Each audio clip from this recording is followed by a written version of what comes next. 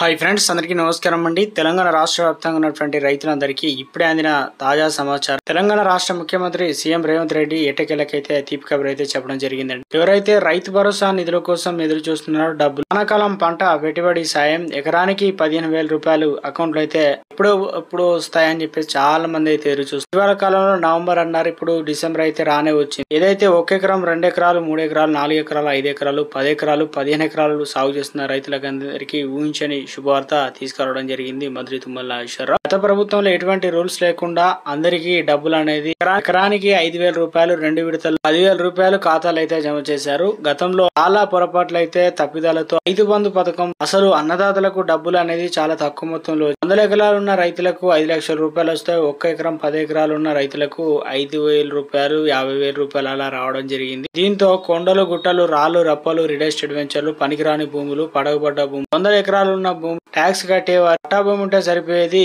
ఇక డబ్బులు అనేది విలాసాలకైతే వాడుకోవడం అయితే జరిగింది. కాబట్టి ఎట్టకేలకు ఈసారి రైతు భరోసా నిధుల విషయంలో ప్రభుత్వం నుంచి కొంతమందికి మాత్రమే డబ్బులు అనేది అకౌంట్లు అయితే జమ చేయనున్నారండి. ఆల్రెడీ 1 సంవత్సరం గడిచిపోయింది కాబట్టి మరో 4 సంవత్సరాలు అయితే ఉంది. ఇప్పటికే రాష్ట్రంలో రైతు రుణమాఫీ సంబంధించి ప్రభుత్వం నుంచి గుడ్ న్యూస్ అయితే వినిపించారనమాట. 2 లక్షల రుణమాఫీ ఎవరైతే ఎదురు చూసారో వారందరికీ రుణమాఫీ అయితే పూర్తి. ఈ నిధులు అనేది వారి ఖాతాలు అయితే జమ చేశారన్నమాట. దాదాపు పెండింగ్ లో ఉన్నటువంటి 3 లక్షల మంది రైతుల ఖాతా నిధులు 2,700 కోట్ల రూపాయలు అయితే రిలీజ్ చేయడం అయితే జరిగింది అనమాట. మొత్తానికి అకౌంట్ లో అయితే డబ్బులు అనేది పడుతున్నాయండి. చాలా మంది అంటున్నారు, మాకు మొదటి విడత 2వ విడత 3వ విడత లిస్ట్ ఉన్నా కానీ కొంతమందికి పేర్లు అనేది మిస్ అయ్యాయి. అసలు మీ పేరు ఉందా లేదా అనేది, అసలు రుణమాఫీ అయిందా లేదని చాలా స్పష్టత లేకుండా రైతులు అయితే ఉన్నారట. కొంతమందికి వచ్చిన వారు హ్యాపీ, ఎందుకంటే ఇందుకు సంబంధించి బ్యాంకు వెళ్ళినట్లయితే కొన్ని డాక్యుమెంట్లు ఇచ్చినట్లయితే కొత్త లోన్ కు మళ్ళీ అప్లికేషన్ చేసుకున్నట్లయితే 2 లక్షల రుణమాఫీ అయింది కాబట్టి కొత్త లోన్ 2 లక్షల రూపాయలు అయితే మన చేతికి అయితే అందుతుందండి. రేపు ఏ జిల్లాలో డబ్బులు పడుతుంది, ఇప్పటివరకు ఎన్ని ఎకరాల వరకు జమ, రైతు భరోసా సంబంధించి సీలింగ్ విధానంలో కొత్త మార్పులు ఏం, రైతు భరోసా అప్డేట్ ఏమొచ్చు, ఆ వివరాలు ఏంటనేది వీడియోలో తెలుసుకుందామండి. వీడియోను పూర్తిగా చూడండి, కంప్లీట్ ఇన్ఫర్మేషన్ అయితే అర్థమవుతుంది. మరోసారి కనుక ఛానల్ వస్తే తప్పకుండా సబ్స్క్రైబ్ చేసుకొని bell button all notification activate చేసుకోండి. చూస్తున్న ప్రతి ఒక్కరు కూడా లైక్ చేయండి, మిత్రులందరూ కూడా వీడియోను షేర్ చేయండి. తెలంగాణ రాష్ట్రంలో రైతు భరోసా విషయంలో మంత్రి తుమ్మల నాగేశ్వరరావు అయితే ఊహించని శుభార్త అయితే చెప్పారండి. రాష్ట్రంలో కొత్త పథకం అయితే ప్రారంభించడం జరిగింది. ఇందిరమ్మ ఇండ్లకు సంబంధించి తాజా ప్రతి నియోజకవర్గానికి 3,500 మొదటి దశలో వచ్చేసి కొత్త మార్పులు అయితే చేశారన్నమాట. మొదటి విడత వచ్చేసి రేషన్ కార్డు ఉన్న వారికి, సొంత స్థలం ఉన్న వారికి ఇల్లు మంజూరు అయితే చేస్తామని ఇందుకు సంబంధించి ఇందిరమ్మ ఇండ్లకు సంబంధించి ఒక ప్రత్యేకమైన యాప్ని అయితే రూపొందించి రిలీజ్ చేశారనమాట. ఇందులో ప్రధానంగా మొదటి దశలో వచ్చేసి రుణమాఫీ ఏ రకంగా 3 దశల్లో చేశారో అదే విధానాన్ని ఇక్కడ ప్రాముఖ్యంగా వీరికి మాత్రం మొదటి దశలో ఇవ్వనున్నారు. తొలి ఏడాదిలో భాగంగా ఇళ్ల కేటాయింపులో దివ్యాంగులు, అదేవిధంగా వ్యవసాయ కూలీలు, పారిశుద్ధ సిబ్బంది, దళితులు, గిరిజనులకు, వితంతులకు, ట్రాన్స్జెండర్లకు అయితే ప్రాధాన్యత ఇవ్వడం జరిగిందనమాట.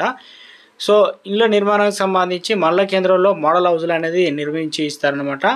సో ఆ ప్రాంతంలో గిరిజనులు ఉన్నట్లయితే వారికి ఎక్స్ట్రాగా కోట అనేది పోతున్నారు.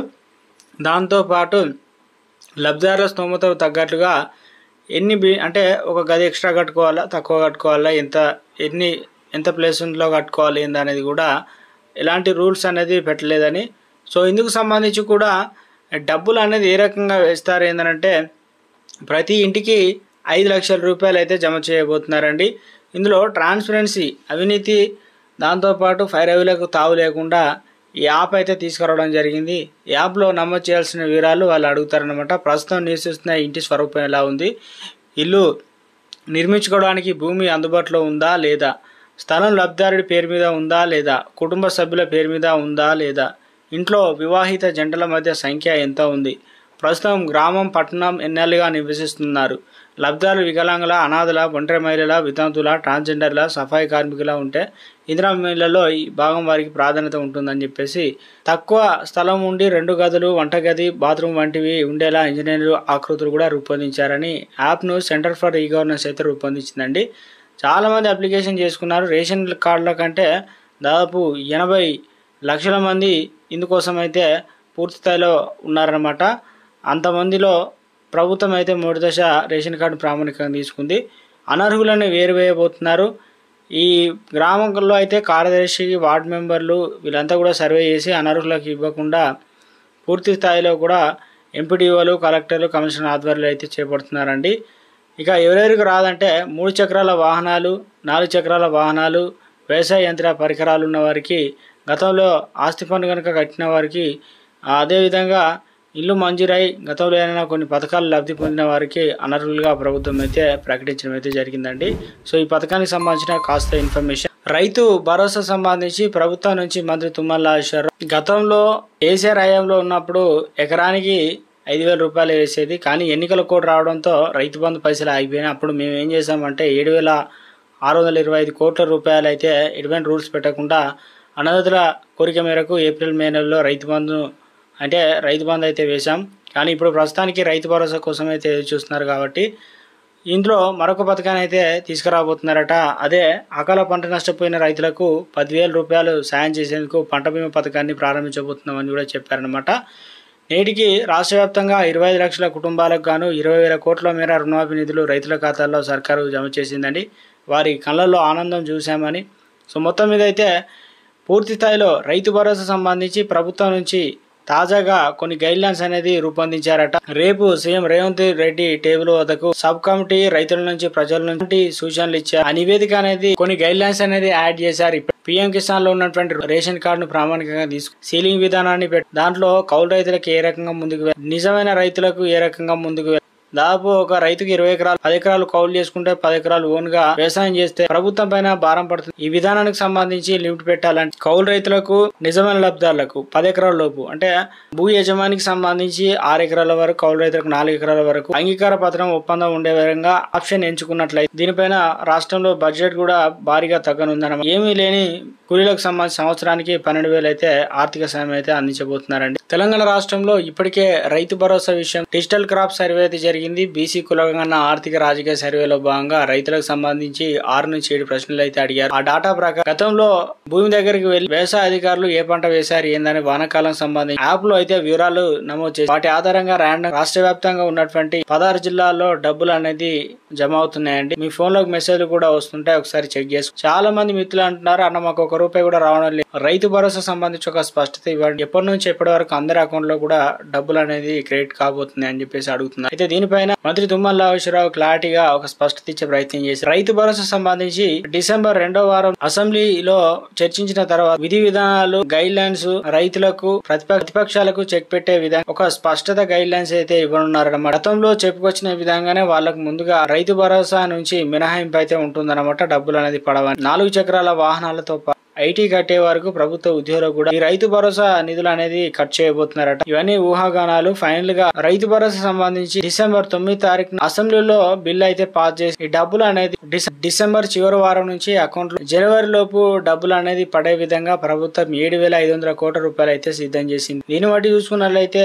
2 విడతలకు సంబంధించి చూసుకున్నట్లయితే 15,000 ఆ డబ్బులు అనేది చాలా తక్కువ మొత్తంలో తక్కువ మందికి అయితే ఖాతాలో పడతాయని మొదటి ఆప్షన్. సెకండ్ వచ్చేసి వానాకాలం డబ్బులు మాత్రమే ఇప్పుడు ప్రభుత్వం కేటాయించిన నిధులు సరిపోతాయని చెప్పేసి మరొక వాదన అయితే వినిపిస్తుందండి. అయితే దీన్ని బట్టి సీలింగ్ విధానాన్ని ప్రభుత్వం తప్పకుండా ముందుకు తీసుకువెళ్తుందని ఒక అప్డేట్ అయితే వస్తుందన్నమాట. 5 ఎకరాలు 10 ఎకరాలు ఉన్న వారికి కొన్ని డౌట్స్ అయితే ఉన్నాయన్నమాట. ఎన్ని ఎకరాల వరకు సీలింగ్ విధిస్తారు, వానాకాలం పంట వేసి కొత్తగా దునకాలు స్టార్ట్ చేసి ఇప్పుడు ఏం పంట వేయకపోతే మా పరిస్థితి ఎలా, మమ్మల్ని కన్సిడర్ చేసి అసలు రైతు బంధు వేస్తారా ఏరా అని చెప్పి చాలా మంది అడుగుతారు. రైతు భరోసా సంబంధించి 15 ఎకరాలు ఉన్నట్లయితే కొంత పడగ పెడితే ఆ భూమిలో ఎంతవరకు ఒక కుటుంబంలో ముగ్గురు పేరు మీద 5 ఎకరాలు ఉంటే ఒకే రేషన్ కార్డు ఉంటే వాళ్ళ పరిస్థితి ఎలా అని చెప్పేసి చాలా మంది అయితే అడుగుతున్నారు. ఎప్పటి నుంచి ఏ తేదీ వరకు జమ చేస్తారు? గతంలో సీఎం రేవంత్ రెడ్డి దీపావళి నుంచి పడతాయని చెప్పి ప్రస్తుతానికైతే డిసెంబర్ చివరి వారం జనవరిలో మనకు సంక్రాంతి కానుకగా ఈ డబ్బులు కూడా రిలీజ్ కాబోతున్నట్లు కూడా ఒక అప్డేట్ అయితే రానే వచ్చింది. రైతు రుణాలకు సంబంధించి డబ్బులు అనేది మనకు ఆల్రెడీ క్రియేట్ అవుతున్నాయండి.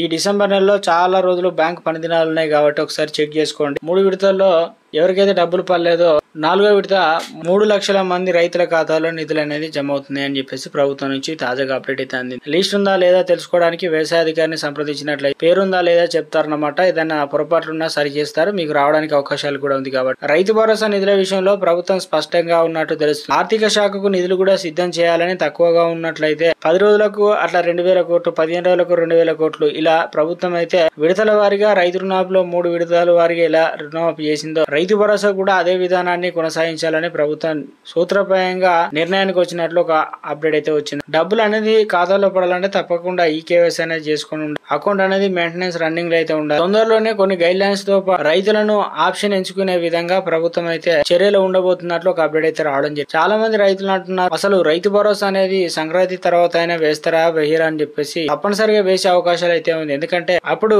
ఎలక్షన్లు అయితే ఉన్నాయి. గ్రామ సర్పంచ్ ఎలక్షన్లు జనవరిలో ఉండబోతున్నాయి కాబట్టి నోటిఫికేషన్ ఇచ్చి ఫిబ్రవరిలో ఎలక్షన్లు అయితే ఉన్నట్లు తెలుస్తుంది. అంతకంటే ముందే ఒకవేళ బీసీ కులగణన సర్వే ప్రభుత్వ అనుకూల పరిస్థితులు కనుక ఏర్పడినట్లయితే డిసెంబర్ చివరి వారంలోనే నోటిఫికేషన్ ఇచ్చి జనవరి లోపు అకౌంట్ లో కూడా డబ్బులు అనేది పడే అవకాశాలు ఎక్కువగా ఉన్నట్లు ప్రభుత్వం నుంచి తాజాగా సమాచారం అయితే వచ్చిందండి. రైతు భరోసా సంబంధించి ఎవరు కూడా కంగారు పడదు. ఎందుకంటే ప్రభుత్వం విడుదల చేసిన వెంటనే అకౌంట్ లకు మెసేజ్లు కూడా వస్తాయి. ఇప్పటికే బోనస్ డబ్బులు ఏ రకంగా వస్తుందో అదే విధానాన్ని కొనసాగిస్తామని అప్డేట్ అయితే వచ్చిందండి.